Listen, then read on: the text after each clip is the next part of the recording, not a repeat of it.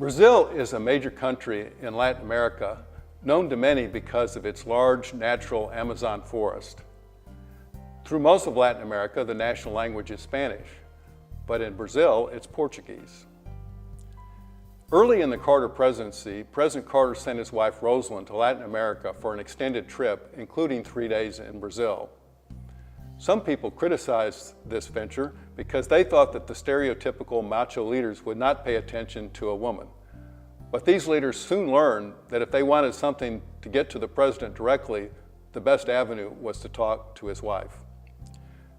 Brazil was a friend of the United States and an ally, but there were two problems.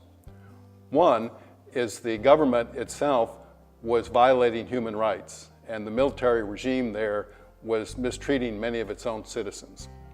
Second, President Carter hoped that the Latin American region would become a zone that was free of nuclear weapons, and Brazil was the only country in the region that was developing advanced nuclear technology.